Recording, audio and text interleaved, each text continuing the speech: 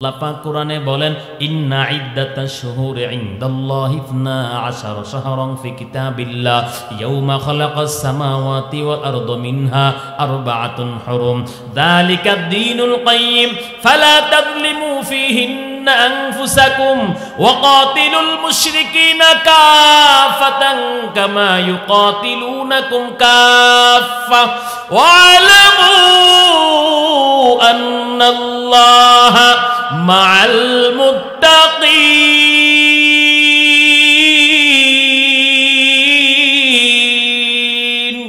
তো মাখা জামাটা যখন খুললেন তিনি দেখলেন জামার মধ্যে যে রক্ত লেগে আছে আমার ইউসুফের রক্ত না। বাগে যদি আমার ইউসুফ রে খাইতো জামাটা অবশ্যই ছিঁড়ে ফিরে খাইতো। লম্বা একটা নিঃশ্বাস ফালাইয়া পুরোটা ঘটনা বুঝলেন আর ডাক দিয়া বলে জঙ্গলের কোন বাঘ আমার ইউসুফ রে খাইছো? ওরে বাঘ, মনে হয় তোমারে আগ থেকে ট্রেনিং দেওয়া হয়েছিল, কেমনে আমার ইউসুফ রে খাইলি রে বাঘ?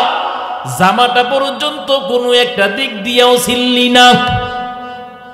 বনি ইসরাইল এমন মারাত্মক খারাপ, ইয়াকুব আলাইহিস সালাতু ওয়াস সালাম বুঝার পরেও তাদেরকে বুঝতে দেয় নাই। আল্লাহ পাক মিশরের জমিনে দুর্ভিক্ষ দিয়া দিলেন। ওরে জালেম, ইতিহাস পড়ো, ইতিহাস জানো। জালেম কখনো চিরস্থায়ীর জন্য ক্ষমতা পায় না। কথা কোন ঠিক না বেঠিক? জীবনভর কত মায়ের বুক খালি করছে, জীবনভর কত কোরআনে হাফেজরে মারছে, কত কোরআনের পাখিরে শহীদ করছে, হত্যা করছে। কথা কোন ঠিক না বেঠিক? কিন্তু জালেমের ক্ষমতা কোনোদিন চিরস্থায়ী হয় না।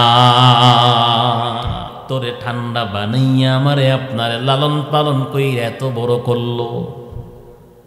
আল্লাহ পাক বলেন বৃদ্ধ বয়সে মা বাবার খেদমত করো, সেবা করো, জান্নাত কামাই করো। সুবহানাল্লাহ কইতেন না?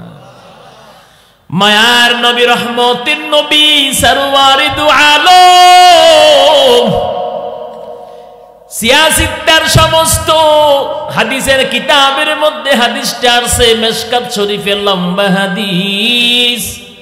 মায়ার নবী ডাক দিয়া বলে দুনিয়ার উম্মত, যেই সন্তান আব্বা আম্মার কলিজার মধ্যে আঘাত দিছো,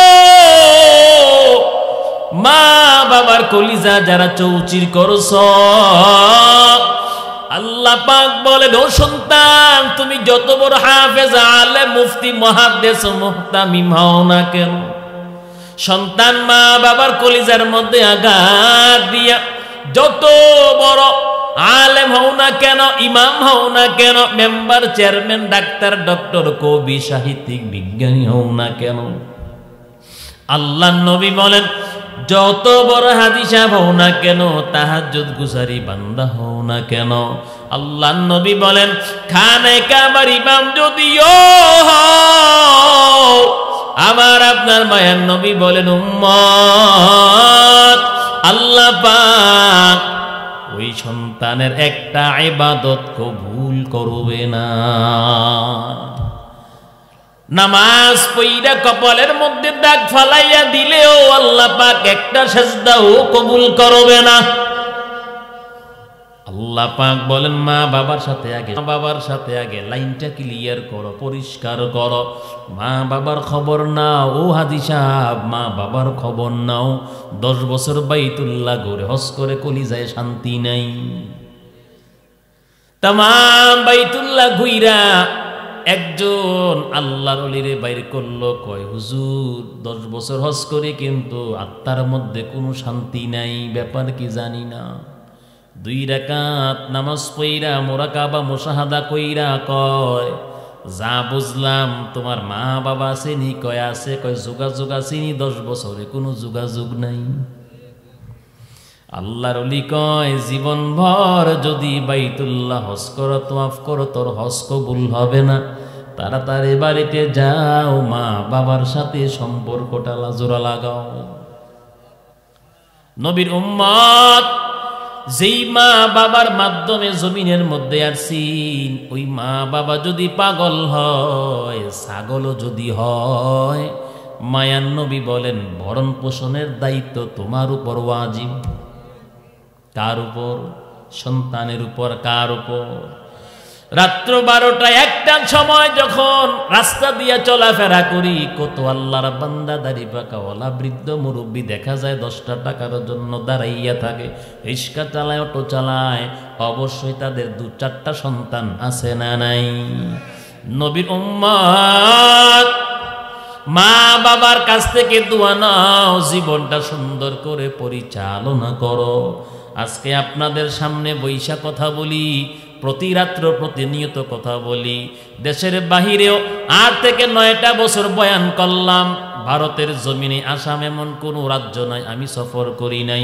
বাংলাদেশের শেষ প্রান্ত কুড়িগ্রাম, নাগারসরি, সেখানেও প্রোগ্রাম করি। সারা বাংলার জমিনে বয়ান করি, ঘুরি। ও নবীর উম্মত, আমার কোনো কেরিয়ার না।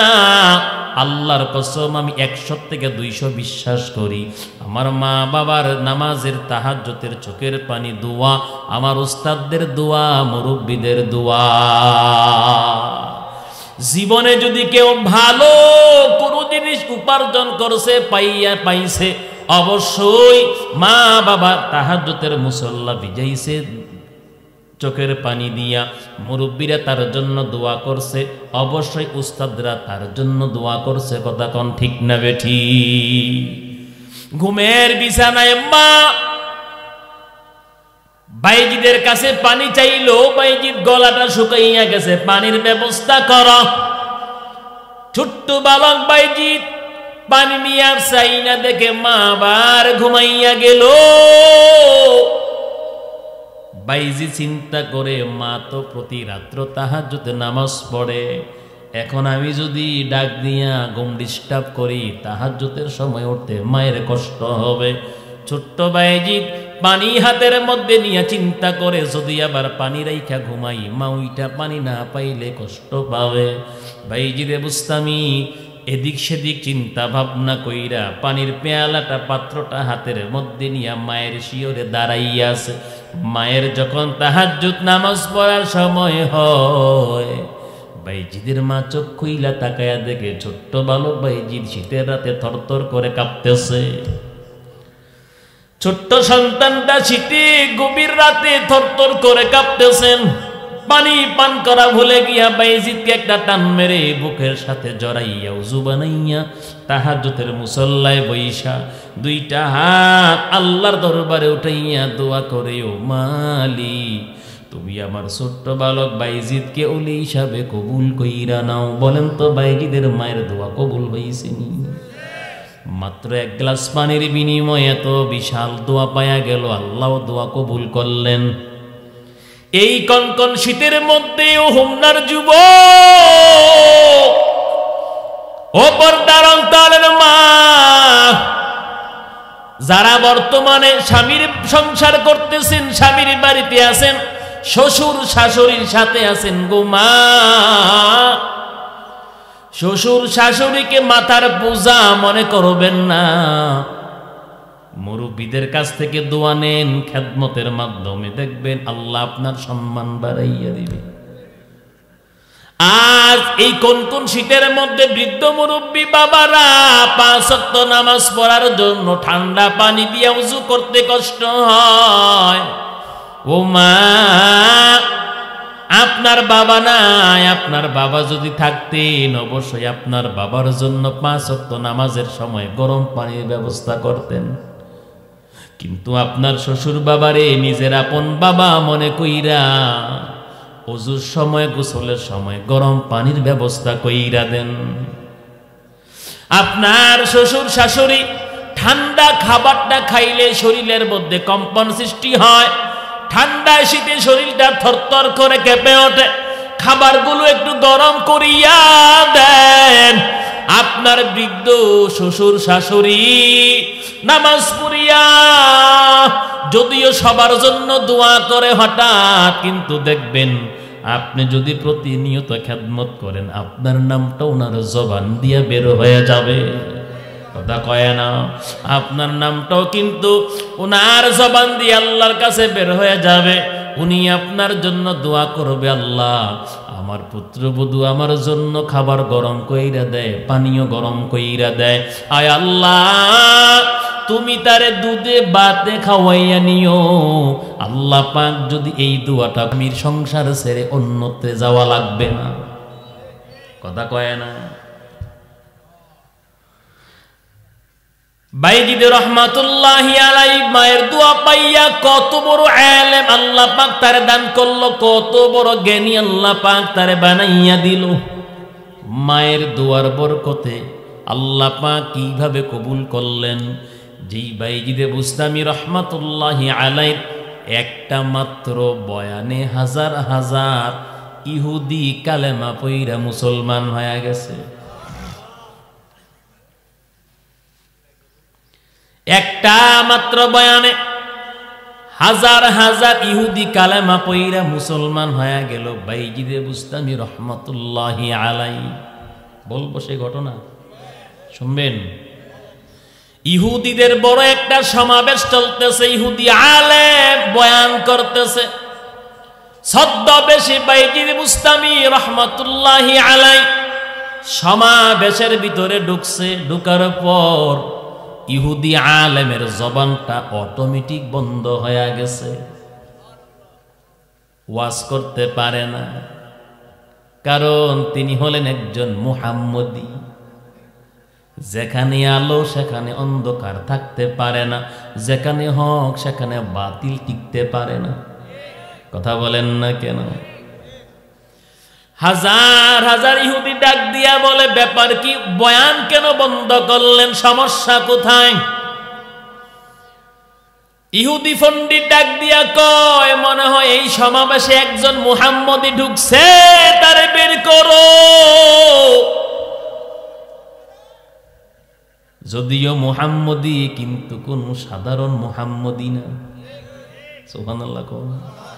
যদিও মুহাম্মদী, বাইজিদ বুস্তামি কোন সাধারণ মুহাম্মদী না। বক্তারা বলতেছে যদি বের করতে পারি জবাই করব। ইহুদি আলেম বলে, না, আমার সামনে নিয়ে আসবা, আমি তারে কিছু প্রশ্ন করব। একটা সময় ইহুদি আলেম মাইকে ঘোষণা করলো, ময়দানে যদি কোনো মুহাম্মদী থাকেন দয়া করে আমার সামনে চলে আসেন। যারা প্রকৃত মুমিন ঈমানদার, আল্লাহ সারা দুনিয়ার কোনো বাতিল ডে ভয় করে না। যখন মাইকে ঘোষণা হলো মুহাম্মদী থাকলে দাঁড়াইয়া যান, মঞ্চে আসেন। বাইজিদ বুস্তামি রহমাতুল্লাহি আলাইহি সবার সামনে প্রকাশ হলো। ইহুদি আলেম মঞ্চে ডেকে আনলেন আর বললেন, ও বাইজিদ, চিনার কি আর বাকি আছে নাকি? পরিচয় দেওয়া লাগবো। কোন ওয়ার্ডের খেতা আর কি কই, কোন ওয়ার্ডের নেতা, কি পরিচয় লাগবো? আল্লাহু আকবার। আল্লাহ পাক যারে ভালোবাসে, আল্লাহ জিব্রাইল কি কয়, ওই বান্দারে আমি ভালোবাসি। ও জিব্রাইল, তুমিও এই বান্দারে ভালোবাসো। জিব্রাইল ফেরেশতা এই ভালোবাসা নিজের মধ্যে রাখে না, পৃথিবীর সমস্ত ফেরেশতাদের ভিতরে ওই বান্দার প্রতি ভালোবাসা ঢুকাইয়া দেয়। বাইজিদ বুস্তামি রহমাতুল্লাহি আলাইহি ডাক দিয়া বলে, আমি আপনারা কিছু প্রশ্ন করব, বলেন জবাব দিবেননি? বাইজিদ বুস্তামি মুস্কি হেসে বলে, ইনশাআল্লাহ। আপনি প্রশ্ন করেন, আমি জবাব দেব, ইনশাআল্লাহ বলছেন। এক নম্বর প্রশ্ন, বলেন তো এমন কোন বস্তু যার সংখ্যা এক, দ্বিতীয় আর বিকল্প নাই? বাইজিদ বুস্তামি রহমাতুল্লাহি আলাইহি বলেন, কুল হুয়াল্লাহু আহাদ, আমার আল্লাহ এক, দ্বিতীয় আর কোনো মাবুদ নাই। বলেন তেমন দুই সংখ্যা যার বিকল্প তিন নাই? বাইজিদ বুস্তামি রহমাতুল্লাহি আলাইহি বলেন, ওয়াজআলনাল লাইলা লিবাসা ওয়াজআলনান নাহারা মাআশা, রাত এবং দিন দুই সংখ্যা যার বিকল্প তিন নাই। বলেন তো এমন তিন সংখ্যা যার বিকল্প চার নাই? আরশ কুরসি লৌহ 3 সংখ্যা যার বিকল্প চান নাই। বলেন তো বাইজিৎ এমন 4 সংখ্যা যার বিকল্প 5 নাই। তাওরাত জাবুর ইনজিল কোরআন যার বিকল্প 5 নাই। বলেন তেমন 5 সংখ্যা যার বিকল্প 6 নাই। তিনি বলেন 5 ওয়াক্ত নামাজ যার বিকল্প 6 নাই। বলেন তেমন 6 সংখ্যা যার বিকল্প 7 নাই। আল্লাহ পাক 6 দিনই আসমান জমিন পৃথিবী সৃষ্টি করলেন যার বিকল্প 7 নাই। বলেন তো এমন 7 সংখ্যা যার বিকল্প 8 নাই। বলেন তেমন 7 সংখ্যা যার বিকল্প 8 নাই। আল্লাহ পাক 7 আসমান 7 জমিন বানাইলেন যার বিকল্প 8 নাই। বলেন তেমন 8 সংখ্যা যার বিকল্প 9 নাই। আল্লাহর আরশটাকে 8টা ফেরেশতা কাদের মধ্যে নিয়ে বহন করে আছেন যার বিকল্প 9 নাই। এমন সংখ্যার কথা বলতেছেন। বলে যেই সংখ্যা কিয়ামতের আগ পর্যন্ত কিয়ামত হলেও নড়বেও না, বাড়বেও না, বার কমবেও না। বলেন তেমন 9 সংখ্যা যার বিকল্প 10 নাই। তিনি বলেন সালেহ আলাইহিস সালাতু ওয়াস সালামের কওমের মধ্যে 9টা সন্ত্রাসী গোষ্ঠী ছিল, তাও আল্লাহ কোরআনে উঠাইয়া দিছেন যার বিকল্প 10 নাই। বলেন তো এমন 10 সংখ্যা যার বিকল্প 11 নাই। বাইজিদে বুস্তামি রহমাতুল্লাহি আলাইহি কত বড় ওলিয়ে কামেল। তিনি বলতে আছেন হজের মধ্যে যখন হাজি সাবরা যায় বাড়িতে আইসা 7টা রোজা মোট 10টা রোজা রাখতে হয়, এর বিকল্প 11 নাই। বলেন তেমন 11 সংখ্যা যার বিকল্প 12 নাই।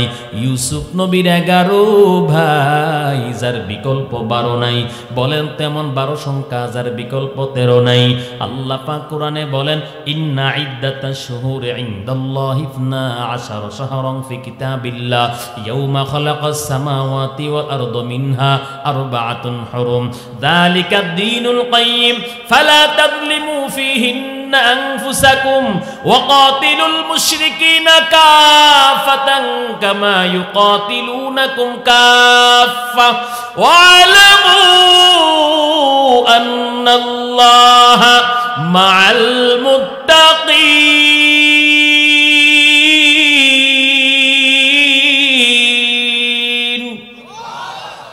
আল্লাহ পাক যেদিন আসমান জমিন বানাইলেন আল্লাহর গণনায় মাসের সংখ্যা কত বলেন না কেন? আল্লাহ পাক যেদিন আসমান জমিন বানাইলেন আল্লাহর গণনায় মাসের সংখ্যা 12, যার বিকল্প জীবনে কোনোদিন 11 হবে না, 13 হবে না। বলেন তো এমন 13 সংখ্যা যার বিকল্প নাই। বাইজিদে বুস্তামি রহমাতুল্লাহি আলাইহি বলেন ইউসুফ আলাইহিস সালাতু ওয়াস সালাম স্বপ্নে দেখে আসমানে 11টা তারকা 11টা নক্ষত্র ওনার পায়ের মধ্যে সাজদা করছেন, পাশাপাশি চন্দ্র এবং সূর্য ওনার পায়ের মধ্যে সাজদা করছেন। 11 এবং 2 সংখ্যা কত? কথা কয় না। إذ قال يوسف لأبيه يا أبت إني رأيت 11 كوكبا والشمس والقمر رأيتهم لي ساجدين। 13 সংখ্যা ইউসুফ নবীর পায়ের মধ্যে সাজদা করল, যার বিকল্প 14 নাই। বলেন তো এমন 14 সংখ্যা যারা আল্লাহ পাক তাদেরকে এমন একটা শর্ত দিছে, সেই শর্ত তারা মাইনা নিছে। তিনি বলেন 7 আসমান 7 জমিন 14 হইছেনি। কথা কয় না। বলেন তো মাসের মধ্যে কোন মাসটা উত্তম? বলে রমজান মাসটা উত্তম। রাতের মধ্যে কোন রাত্রিটা দামি? লাইলাতুল কদরের রাত্রটা দামি। বলেন তো দিনের মধ্যে কোন দিনটা উত্তম? জুমার দিনটা উত্তম। বাহনের মধ্যে কোন বাহনটা দামি? বলে ঘোড়া নামে বাহনটা দামি। বলেন তো এমন প্রাণহীন জিনিস যা শ্বাস প্রকাশ করেন, শ্বাস গ্রহণ করেন, তিনি বলেন অসবিহি ইযা তানাফাস। আল্লাহ কোরআনেই বর্ণনা করেন। আল্লাহ পাক বলেন আমি সকালের কসম খেয়ে বললাম, যখন সকাল শ্বাস গ্রহণ করে, বলেন তো সকালের প্রাণ আছে নাকি? কথা কয় না, সকালের প্রাণ নাই। তাও আল্লাহ পাক কসম খাইয়া বললেন, ও নবীর উম্মত, কিন্তু সকাল কিন্তু শ্বাস গ্রহণ করে। তিনি বলেন, বলেন তো এমন কোন বস্তু যার প্রাণ নাই কিন্তু শ্বাস গ্রহণ করে? বলেন তো এমন একটা জিনিস যা আল্লাহ পাক নিজেই সৃষ্টি করলেন, আবার আল্লাহ পাক জানার জন্য প্রশ্ন করলেন। বাইরে বুস্তামি বলেন, আল্লাহ পাক মুসা নবীকে এত পাওয়ারফুল একটা মুজিজা দিল, লাঠি দান করলো। মা তিলকা বিয়ামিনিকা ইয়া মুসা। লাঠি দিয়ে আল্লাহ পাক আবার নিজেই মুসা নবীরে প্রশ্ন করছে, তোমার হাতের মধ্যে এইটা কি? ইহুদি আলেম আরো প্রশ্ন করে, ও ভাই যদি বলেন, ওই জাতি কারা একটা বিষয়ে সত্য কথা বলার পরেও তারা জাহান্নামে যাবে? সত্য কথা বললে জান্নাতে যাবে না জাহান্নামে যাবে? কিন্তু তারা সত্য কথা বলার পরেও জাহান্নামে যাবে। তিনি বলেন, ওয়াকালাতিল ইয়াহুদু লাইসাতিন নাসারা আলা শাইء ওয়াকালাতিল নাসারা লাইসাতিল ইয়াহুদু আলা শাইইন ওয়া হুম ইয়াতলুনাল কিতাব। নাসারা বলে ইহুদিরা কোনো কিতাব মানে না, ইহুদিরা বলে নাসারাও কোনো ভিত্তির উপর নাই। উভয়ের কথা সত্য, বলে তারা কেন জাহান্নামের মধ্যে যাবে? আখিরি জামানার পয়গম্বর মুহাম্মদুর রাসূলুল্লাহকে না মানার কারণে। ও ভাইজি বলেন তো ওই জাতি কারা মিথ্যা কথা বলার পরেও জান্নাতে যাবে?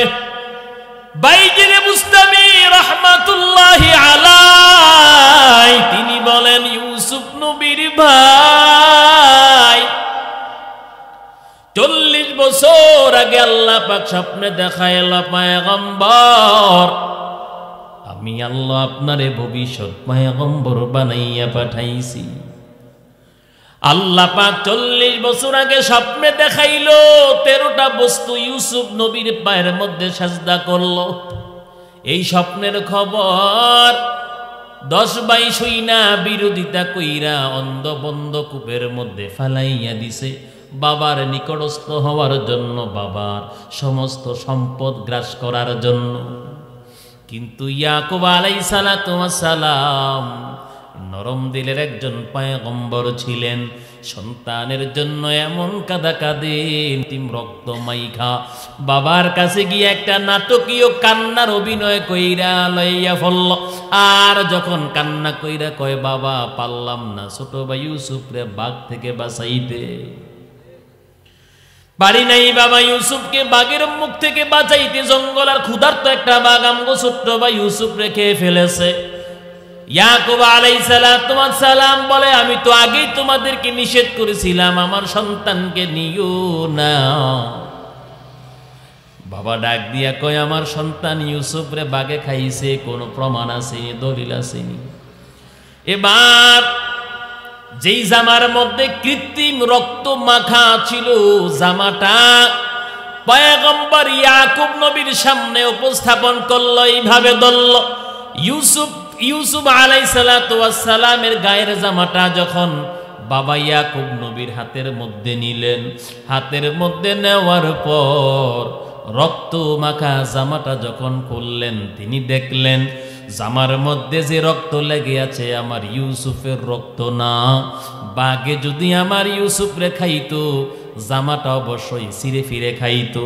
লম্বা একটা নিঃশ্বাস ফালাইয়া পুরোটা ঘটনা বুঝলেন, আর ডাক দিয়া বলে, জঙ্গলের কোন বাঘ আমার ইউসুফ রে খাইছো? ওরে বাঘ, মনে হয় তোমারে আগ থেকে ট্রেনিং দেওয়া হয়েছিল, কেমনে আমার ইউসুফ রে খাইলি রে বাঘ? জামাটা পর্যন্ত কোনো একটা দিক দিয়েও ছিললি না। বনি ইসরাইল এমন মারাত্মক খারাপ, ইয়াকুব আলাইহিস সালাতু ওয়াস সালাম বুঝার পরেও তাদেরকে বুঝতে দেয় নাই। আল্লাহ পাক মিশরের জমিনে দুর্ভিক্ষ দিয়া দিলেন। ওরে জালেম, ইতিহাস পড়ো, ইতিহাস জানো। জালেম কখনো চিরস্থায়ীর জন্য ক্ষমতা পায় না। কথা কোন ঠিক না বেটি? জীবনভর কত মায়ের বুক খালি করছে, জীবনভর কত কোরআনে হাফেজরে মারছে, কত কোরআনের পাখিরে শহীদ করছে, হত্যা করছে। কথা কোন ঠিক না বেটি? কিন্তু জালেমের ক্ষমতা কোনোদিন চিরস্থায়ী হয় না। আল্লাহ পাক জেলখানা থেকে মিশরের খাদ্যমন্ত্রী বানাইয়া দিলেন কারে? কথা কয় না, কষ্ট হয়। আপনারা কষ্ট হইলে বলবেন, মুনাজাত দিয়ে দেব। 12টার সময় নাস্তা খাইছিলাম, ভাবছি এখানে এসে কিছু খাবো। যাই হোক, অবশ্যই আমার চাইতে আপনাদের আওয়াজ আরো বেশি বলিষ্ঠ থাকবে, ঠিক আছে ইনশাআল্লাহ। জেলখানা থেকে মিশরের খাদ্যমন্ত্রীকে বানাইয়া দিল। কে বানাইয়া দিল? আল্লাহ পারেনি। কথা কয় না, আল্লাহ পারেনি। আল্লাহ রাব্বুল আলামিন পুরাটা মিশর দেশের মধ্যে আল্লাহ পাক এমন দুর্ভিক্ষ, কেনান শহর সহ, ইয়াকুব নবী বাস করতেন কেনান শহরে। এবার বৃদ্ধ বাবা ইয়াকুব নবী সন্তানদেরকে বলে, তোমরা 10 ভাই যাও, আমি খবর পাইছি মিশরের খাদ্যমন্ত্রী বড়ই ভালোই মানুষ, তার কাছে যাও, খাবার নিয়ে আসো, ত্রাণ নিয়ে আসো। আপনারা সবাই ইতিহাস জানেন। আমার বলার উদ্দেশ্য হলো, আমি শেষ কথাটা বলছি, মূল কথাটা বলতেছি, পুরো ঘটনা বলার সময় নাই। নবীর উম্মত, যখন আল্লাহ পাকের অর্ডার হয়ে গেল, সময় হয়ে গেল, ইউসুফ নবীকে তারা সম্মানজনক সেজদা করার যখন সময় হয়ে গেল, আল্লাহ রাব্বুল আলামিন 11 নম্বরে যে ভাই বিনিয়ামিন রে আটকায় রাইকা বাবা মা সবাইরে নিয়ে গেল মিশরের জমিনে। আল্লাহ পাক ডাক দিয়া বলে, ও পয়গম্বর, 40 বছর আমি আল্লাহ স্বপ্নে দেখাইলাম আপনার ছোট্ট সন্তান ইউসুফ রে আপনারা সেজদা করছেন। 40 বছর আগের স্বপ্ন 40 বছর পর বাস্তবায়ন করেন। আল্লাহ পাক ইয়াকুব নবীরে ডাক দিয়া বলে, ওহির মাধ্যমে 40 বছর আগে আমি আল্লাহ স্বপ্নে দেখাইলাম, সেই স্বপ্ন মিশরের জমিনে বাস্তবায়ন করেন। যখন 10 ভাই নবীরে সেজদা করলো, ছোট ভাই ইউসুফ রে সেজদা যখন করছে, নবী মাফ কইরা দিল, আল্লাহর কাছে তওবা করছে, ইস্তেগফার পড়ছে, আল্লাহ ক্ষমা কইরা দিছে। যদিও বাবার কাছে গিয়া বলছে বাগে খাইছে, আসলে বাগে খায় নাই, মিথ্যা কথা বলার পরেও তার ইস্তেগফারের মাধ্যমে জান্নাতি। বাইজিদে বুস্তামি রহমাতুল্লাহি আলাইহি বলেন, ওই জাতি হলো তারা ইউসুফ নবীর 10 ভাই বাবার কাছে মিথ্যা কইয়াও জান্নাতি। এবার আস্তে আস্তে কত প্রশ্ন। একটা সময় বাইজিদে বুস্তামি ডাক দিয়া বলে, ইহুদি আলেম, বহু প্রশ্ন আপনি আমারে করছেন, যদি আপনি আমারে একটু অনুমতি দেন আমি আপনারে একটা প্রশ্ন করব। ইহুদি আলেম বলে, বলেন আপনার কি প্রশ্ন, আমি জবাব দেব। বাইজিদে বুস্তামি রহমাতুল্লাহি আলাইহি বলে, বলেন তো জান্নাতের চাবি কি? আমার মনের মধ্যে তামান্না, আমি আপনার সঙ্গে যুদ্ধের ময়দানে যাব। রহমাতের নবী বলেন, ক্বালা লাকা বাওয়ান, বলো তোমার মা বাবা আছেনি? ওই সাহাবী বলল, ক্বালা নাআম ইয়া রাসূলুল্লাহ, নবী আমার আব্বা আম্মা আছেন। নবী জানতেন তার মা বাবা বৃদ্ধ, দেখার তার ছাড়া কেউ নেই। মায়ার নবী ডাক দিয়া বলল, সাহাবী, ক্বালা ফাফিহিমা ফাজাহিদ, যাও তুমি বাড়িতে যাও, 2 জনের মাঝখানে জিহাদ করো। এর ব্যাখ্যায় মুফাসসিরিনে ইকরাম বলেন, মা বাবার খেদমত করো। মায়ের দোয়া লও হে মুমিন, মায়ের দোয়া লও। মায়ের দোয়া লও হে যুবক, মায়ের দোয়া লও। বিপদে পড়বে না তুমি যখন যেথায় যাও, বিপদে পড়বে না তুমি যখন যেথায় যাও। মায়ের দোয়া লও হে যুবক, মায়ের দোয়া লও। মা বাবার দোয়ার দরকার আসেনি রে যুবক, কথা কয় না আসেনি? ওরে কলিজার টুকরা যুবক, জীবনে যা কিছু করেন না কেন, মা বাবা এই জায়গাটা সব সময় ভালো রাখবেন, তাদের সাথে সুসম্পর্ক বজাইয়া রাখবেন। পৃথিবীর কারো খবর শুই না, কারো কথা শুই না, কারো কানে কারো কান পড়া শুই না, কারো ফাঁদে পা বাড়াইয়া মা বাবার সাথে খারাপ ব্যবহার করা যাবে না। মা বাবার গালমন্দ দেওয়া যাবে না। বহু জায়গায় আছে বিবির কথা শুই না মারে মারতে যায়, গালমন্দ করে, নাউজুবিল্লাহ। আল্লাহর কসম করে বলি, এই বান্দা যদি আল্লাহরে বিশ্বাস করে, নবী বিশ্বাস করে, পরকাল বিশ্বাস করে, কবরে আযাব হবে যদি বিশ্বাস করে, জাহান্নামে শাস্তি হবে যদি বিশ্বাস করে, এই সমস্ত অপকর্ম কখনো সে করতে পারে না। কথা কয় না? ও নবীর উম্মত, মায়ান নবী বলেন, রেজা রব্বি ফি রিজাল ওয়ালিদি ওয়া সাখাতু রব্বি ফি সাখাতিল ওয়ালিদ। মনে রাখবেন, মা বাবার সাথে সম্পর্ক বিচ্ছিন্ন কইরা হুজুরদের দোয়া নিয়ে আল্লাহর সাথে সম্পর্ক গড়বেন, আপনার ধারণা ভুল। মনে কইরেন না হাজী সাহেবরে দিয়া, বড় মুফতি মুহাদ্দিস সাহেবরে দিয়া, মাদ্রাসার এতিম ছাত্ররে খাওয়াইয়া আপনার জীবনের সব ভুল ত্রুটি থেকে আপনি পবিত্র হয়ে যাবেন বলে না। আপনি পৃথিবীর কারো খেদমত করা লাগবে না, কোনো হুজুর দাওয়াত দিয়া খাওয়াইতে হবে না। যদি আপনি আপনার মা বাবার খেদমত করেন, তাদেরকে যদি খাওয়ান, খেদমতে মা দর পে দর কুন সুবহ শাম, তাকে বাসি দরুদ আলম নে কুনা। খেদমতে মা দর পে দর কুন খিতিয়ার, তাকে বাসি দরুদ আলম বখতিয়ার। মসজিদে নববীর মধ্যে সাহাবায়ে কেরাম হাজির হয়ে গেল।